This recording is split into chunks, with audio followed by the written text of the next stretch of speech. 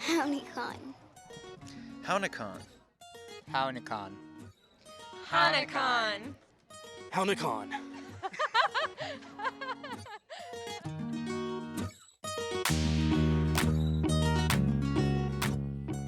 You're listening to Hownikan Podcast, highlighting citizen Potawatomi Nation issues, members, and more. Please subscribe to us on your favorite podcast platform. Just search Hownikan Podcast. Thanks for tuning in. I'm your host, Paige Willett. During this episode, we'll hear about Oklahoma's IDA's law as it goes into effect and a new lesson plan on the Potawatomi Trail of Death for K-12 students. To celebrate Veterans Day, we'll also listen back to an interview with a Potawatomi Navy veteran who served during World War II. On November 1st, IDA's law went into effect in Oklahoma. Lorinda Morgan, the governmental affairs officer for the Cheyenne and Arapaho Nations, spearheaded the effort in state Congress and named it after her cousin, Ida Beards, who went missing in 2015. Citizen Potawatomi Nation showed its support for the bill as a member of the Oklahoma House of Representatives Native American Caucus.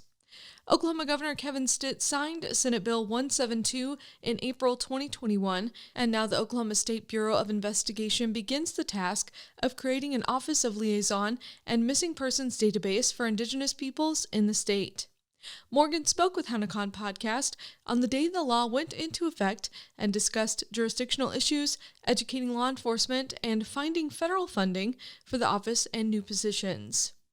We've done a lot in the summer, and so I'm just really happy to get to this point. There is federal funding out there, but it's mostly allocated for, domestic violence programs or nonprofit organizations and maybe tribes. That's when I turned to our members of Congress here in Oklahoma and asked, if any of them could help. Instantaneously, I got a response back from Congresswoman Bice's office. They went out and scheduled meetings with the federal agencies and got in, into doors in DC that I couldn't. So that was a great help. Why do you think this has been such a bipartisan welcomed effort to get this position, to help this issue? I think it's because of the nature of the issue and the crisis. I see it as a human rights issue.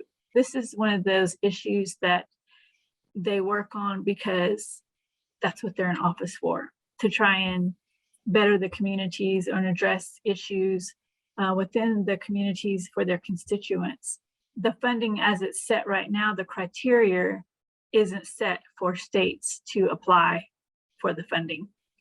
So maybe now that they know that states are interested in also applying for these type of, funding opportunities to help address missing murdered Indigenous peoples or help do prevention, education, and things like IDA's law is going to do. Right now, I think it's under a state agency. It's not eligible for those fundings, but hopefully next year it will be. What do you think are some of the most important aspects of this new law and what it's going to do? I think some of the most important aspects of IDA's law is the Office of Liaison for the OSBI is able to assist the law enforcement agencies with the cases and understanding jurisdiction, as well as collecting data and numbers and assisting the tribal families of the tribes with cases and kind of providing information to them about what can and can't be done in investigations and helping them have realistic expectations of what's going to happen. IDA's law will be able to help, law enforcement and navigate those jurisdictional issues and answer some of those questions. I think that's why a lot of tribal cases have set, because it's just really difficult to, maneuver if a law enforcement agent doesn't know about, how the jurisdiction is, how the boundaries work, and who's supposed to help do this and that. Throughout the attempts to get the bill passed, Morgan considered the possibility of some of the obstacles she faced being racially motivated. The number of missing and murdered Indigenous women and peoples in the United States has been labeled a crisis by the U.S. Department of the Interior. However, while researching the issue, Morgan saw problems caused by the OSBI's funding in general. Once the law was passed, you could go on, any of the news stations in there when they posted anything about Ida's law and read the comments and see that so many other people from various backgrounds have gone through the same thing. When I had first went and was doing research and I was talking to the OSBI agents and asking them about their data and how they got their numbers for the missing persons. At the time, because of budget cuts, they told me they only had 2 agents that did cold cases. Now that was cold cases of all crimes. The OSBI, from what I understand, they lack state funding. So that was one of the reasons why Ida's law had to be administered under federal funding. What do you hope that this law means for the future? God forbid anybody else go missing.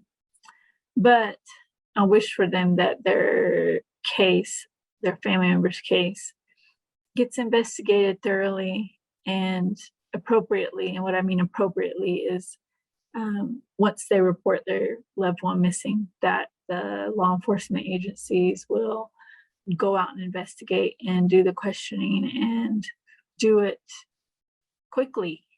I feel like, unfortunately, for Ida's case, a lot of that information is probably lost and the evidence is lost.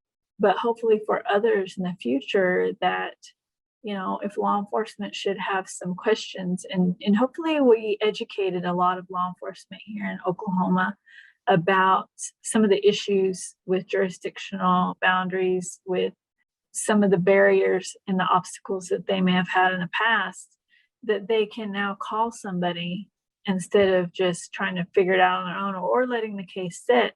They can call the OSBI, who may have, who has the agent there in an office there of liaison. Our voice is not limited to just our tribe and our tribal government and what goes on in our tribal communities. Our voice can also be heard on the state side and on the federal side, because we are constituents. We do vote. Do you have any final thoughts on the law? I just want people to know that this bill was not only for Ida, it was for all those families out there, that those mothers and those sisters, brothers, fathers that have lost a loved one. I hope that this gives them, a little bit of comfort to know that if their loved one has a cold case that's been sitting, that, this law was created for those cases and for those missing and murdered Indigenous people cases. I understand what a lot of families are going through, and I hope, that they know that this bill is for them. This law is for them. Read more about the missing and murdered Indigenous peoples crisis from the U.S. Department of the Interior at cpn.news/MMIP. In an attempt to meet requests from teachers and school districts throughout the country, the Citizen Potawatomi Nation Department of Education began composing lesson plans about Potawatomi history in 2021. CPN Department of Education Director Tasha Zintek said, "The first one, available now, tells the story of the Potawatomi Trail of Death." I'm really proud that we have something to offer educators or citizens now when they ask, how can I incorporate Citizen Potawatomi Nation into our classroom? A panel of primary education professionals and historians, including CPN's Cultural Heritage Center Director Dr. Kelly Mosteller, created the lesson plan, along with college advisors Matt Higdon and Rachel Watson. They used their expertise and experience in education, state standards, curriculum writing, and history. Higdon enjoyed watching educators engage with the material. We also had some input from Norman Public Schools.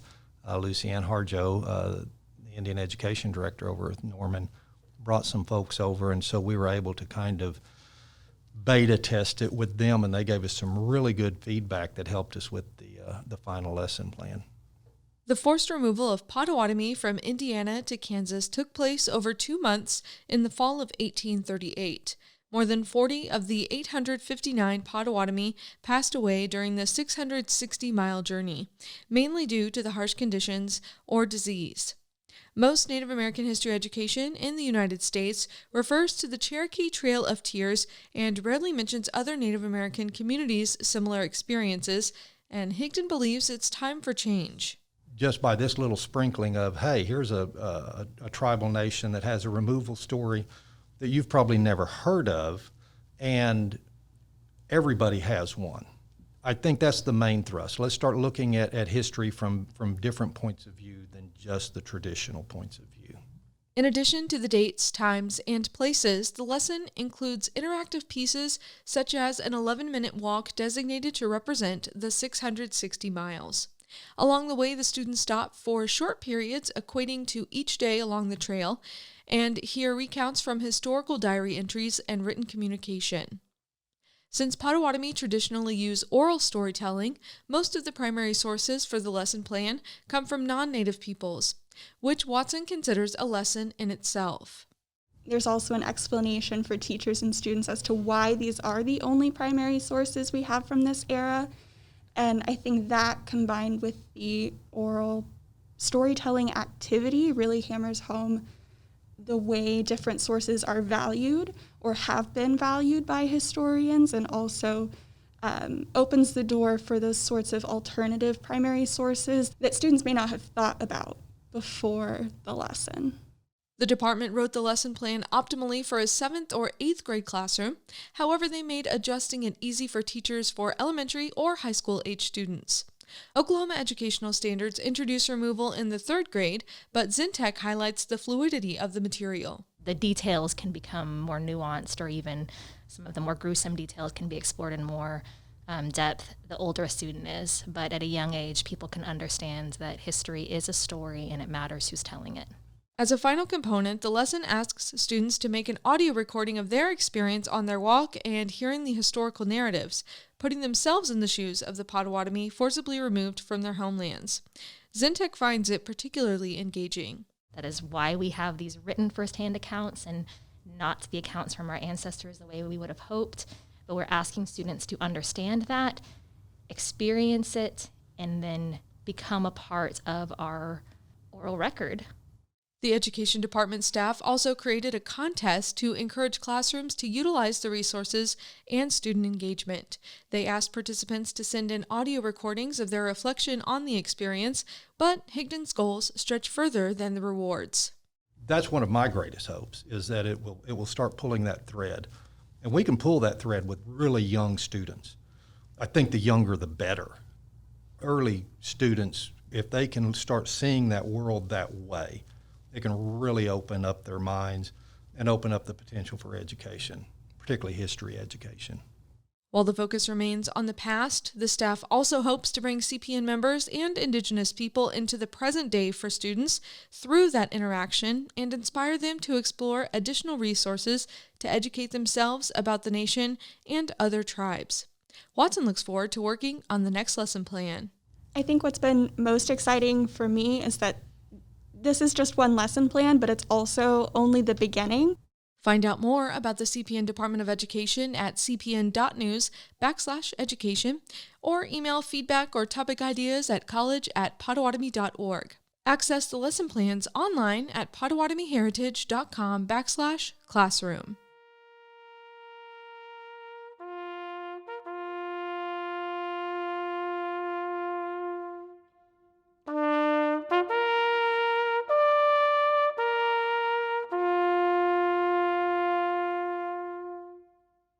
We're looking back at The Native American Speaks, a former radio show from Citizen Potawatomi Nation's Public Information Department and KGFF. It ran from 2006 to 2013 with host Michael Dotson, previous Public Information Department Director. In this clip, Dotson interviews CPN member and veteran Jesse Slavin. We're playing it here again to honor Slavin and all military members for their service this month for Veterans Day. Jesse, would you tell us how old you were and what the circumstances were when you first enlisted in the armed forces? At that time, I was 17 years old and just started my senior year in Shawnee High School? Gwinnett, Oklahoma. I had messed up on my transfer papers. They weren't filed or something. I was going to have to pay tuition, and I didn't have money for tuition, so I thought, well, there that goes. I got to looking for a job, and I found a job in Shawnee, Oklahoma. Shortly after that's when my brother got a hold of me, really, and he said, you better, this September and November, you're going to be 18. Doing the math in my head, this would put this around 1942, wouldn't it? 43. 43. I was off by a year. 1943. Mm-hmm. I went down to the Naval recruiting office, and I said, I want to join up for the Navy. Well, really, I had to go to talk to my dad because I was underage. I had to get a parent's consent. Okay, and he signed the papers. I brought them back, and I'm pretty sure it was that night I was on a troop train headed for San Diego, California. I took my basic training or boot camp training there at the U.S. Naval Training Center. Also went to school there for a brief period of time. Told us at first we'd have to go to the Marine Corps base, Camp Pendleton, and take some rifle and pistol training. But while we were out there, after we had fired a while, one of the instructors tapped me on the shoulder and said, Mr. Lane, I want you to take some other recruit down here and show him how to shoot this .45 caliber pistol. But I guess he liked what I was saying or doing. About 2 days later, 5 of us got a notification we'd been selected as gunnery instructors, and they sent me to an anti-aircraft training center at Pacific Beach, California. So you're a 17, nearly 18-year-old, and you're a gunnery instructor in the U.S. Navy. Right. I stayed there till the end of World War II, which ended in 1945, and got my discharge, or they sent me home 6 months almost to the day, because at that time you stayed for duration plus 6 months. Mm-hmm. Middle of August is when the Japanese surrendered on the battleship Missouri. Mid-August plus the 6 months, and then you were discharged. They got me over to February, and then they got me discharged. What was that first day out there at San Diego Live? Anything interesting? I can remember the first day a little bit, but I can remember the first night even better. Let me tell you about the first day. We go in this old flatbed truck. They had come down to the train station, picked us up, and the whole, I think it's 180 of us in trucks, brought us in there, and all we heard, you'll be sorry, and I mean, we heard that all the way into wherever we were going at that particular time, and we got our clothing and everything, but that night, gentlemen, I had never been further away from my house in Lexington, Oklahoma, than when I was in Oklahoma City. That's it. Never been any further. And then get aboard that troop train and go to San Diego and get off of that and go out. And then that night in the barracks, when they turned the lights out and sounded taps, it's kind of funny now. It wasn't funny then. You could hear kids. We were kids crying all over that barracks. Well, anyway, I got into gunnery school and anti-aircraft gunnery, Pacific Beach, California, and I stayed there from 1943 to 1946, I guess, or thereabouts. And my specialty was 20 millimeter, and we trained everybody. We were trying to deal with the Japanese suicide planes at that time. And we needed more firepower to try to blow those things out of the air before they could get to our ships. And the guns that we had there were capable of doing it. And they didn't have those guns. Yeah. What you guys were doing was very important work for World War II. When they did damage, it was usually major to our ship. I couldn't get away from that training base. I'd get fed up and put in a transfer, and they'd laugh at me. Did this experience make a young Oklahoma farm boy grow up pretty rapidly? I think I matured in about 2.5 years from a kid to a man in a hurry. The position I had may not sound very important to anyone else. I took it as an important apart to be able to train those people to fire those guns and repair those guns. We even in our classrooms, before I went out on that firing line, we would take the guns apart blindfolded and put them back together blindfolded or turn the lights If you on. could do that, you knew how to teach somebody how to use that gun, didn't you? Yes, sir. Day or night. You didn't have to have a flashlight or something up there shining it with the enemy out there to repair your gun. That was the purpose of that. You spent a career after the Army in education as a teacher and as an education administrator. Do you think maybe the roots of what you decided to do with your career came in this experience? Absolutely. I hadn't thought about it a lot, but I love teaching those gun crews.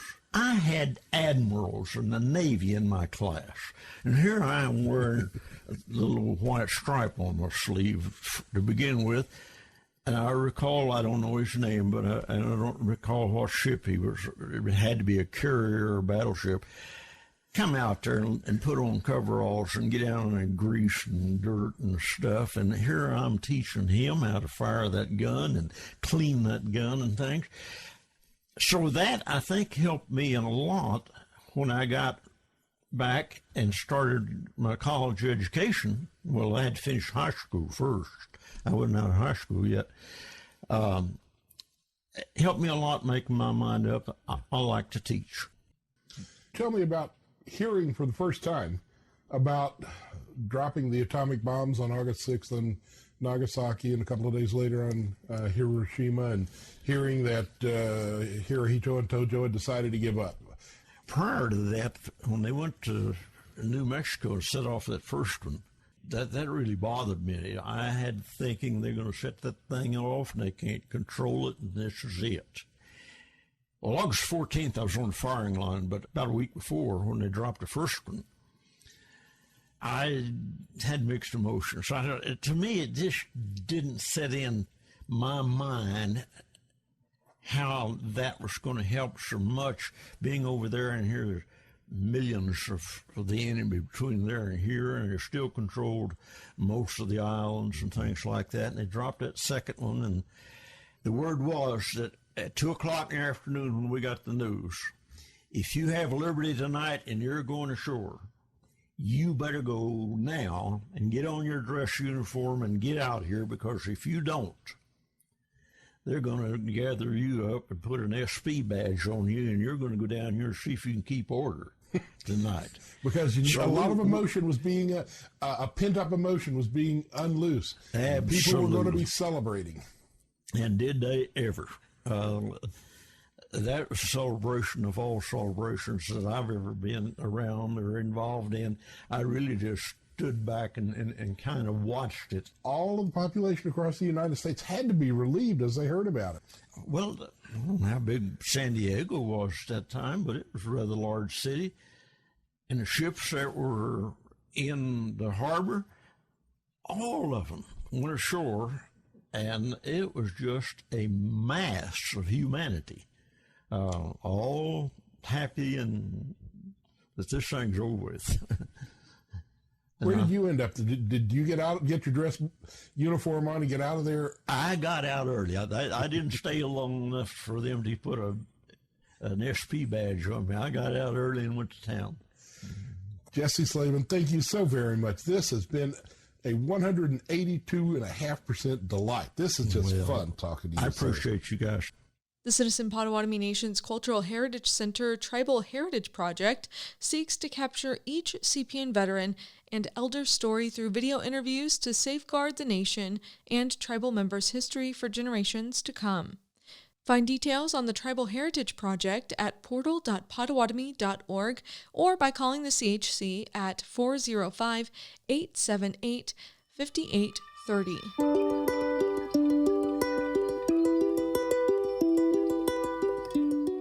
It's time for Learning Language, when the CPN Language Department joins us to teach vocabulary, songs, stories, and more. In this segment, just in time for the holiday season, Department Director Justin Neely joins us for a vocabulary lesson about a specific type of food. Okay, this section is on wias, meat. When you're talking about a piece of meat or a cut of meat, you're going to add wias to the animal. Otherwise, it's like you're eating a live animal. So if you said like BD Namijan, it'd be like you're running over and you're grabbing hold of a chicken, like biting it while it's alive. Also, wias is inanimate. So when we first kill an animal, it is still considered animate. We'll often offer tobacco and thank that animal for giving its life. Once you start cutting the animal apart and separating it from its life source, it is now inanimate. To get real specific about a cut of meat, you usually have to talk about where the meat comes from, such as shoulder meat or ribs. Bishukka wias, cow meat. Bishukka wias. This could be a steak, hamburger. But if you want to get more specific, we have jajakwagan, hamburger, jajakwagan, talking about mashing it down. Kokoshwias, pig meat, kokoshwias. It's often used for bacon, but it could be used for ham, kokoshwias, or any type of pork, kokoshwias. Msizewias, turkey meat, msizewias. Montanishwias, mutton, montanishwias. Motowias, goat, motowias. And obviously you could take just about any animal and add wias to it to say it's that meat of that animal. If you like aspen, you could say aspen wias, raccoon, or ioni wias, possum. Suxi wias, deer meat or venison, suxi wias. Kokotni wias, alligator meat, kokotni wias. Bagoch bashukka wias, buffalo meat, bagoch bashukka wias. Shishiba wias, duck meat, shishiba wias. Pukki wias, partridge meat, pukki. Mshika wias, turtle, mshika wias. Some people make a turtle soup, mshika wias. Nagesh are hot dogs. Sometimes it can also refer to like sausage, nagesh. It's literally talking about those intestines because early hot dogs, they used to put them inside of the casings in the intestines. Nagesh. Kakes, brisket, kakes. Tesiogon, tenderloin, tesiogon. Washkaduk boam, ham, washkaduk boam. Literally smoked ham, washkaduk boam. Washkazowet, smoked ham, washkazowet. Pukwasan, ribs, pukwasan. And now fish, gigoyuk. Fish are a little bit different. You don't add wias to the fish, so you just say what type of fish you're eating. For example, adikmuk, whitefish, adikmuk, real popular up north. Ganoje, northern pike, ganoje. Kwadashi, sunfish, kwadashi. Wasi, catfish, wasi. Oge, walleye, oge. Ongo dog awe. Carp, ongo dog awe. Shugan, bass, shugan. Name, sturgeon, name. Name were really big fish, and at one time they used to grow much larger, and they were quite a feast for a family. You catch a name, a large sturgeon, you could feed your family for maybe a week.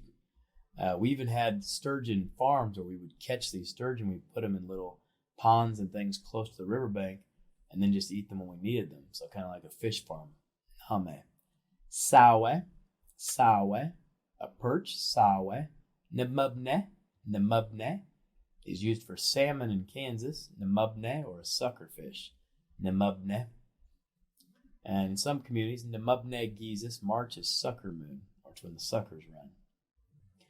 Mshkigwe, a crappie. Mshkigwe. Abesi, an oyster or clam. Abesi. Zinakwegeshi, a crab or lobster. Zinakwegeshi, it's talking about its little clampers, how it clamps down on things. So again, the thing to remember here is With meat, you need to make sure you put "wias" on the end of it. And then with fish, you just have to mention the fish, the giggle. And that's it for wias, meat. Aha. Yo.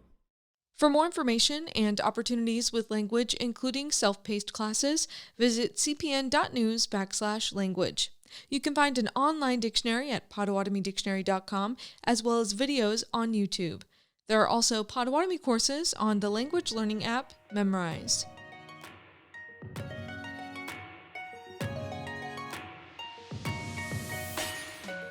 Hownikan Podcast is produced and brought to you by Citizen Potawatomi Nation's Public Information Department. Our director is Jennifer Bell. Don't forget to subscribe to us on SoundCloud, Spotify, Apple Podcasts, and wherever you find what you listen to. We're also on Facebook at Citizen Potawatomi Nation and on Twitter at C_P_N. Visit us on the web and find digital editions of the tribal newspaper at potawatomi.org. That's POTAWATOMI.org. Until next time, I'm Paige Willett. Miigwech Nikanek, Bamamina. Thank you, friends. See you later.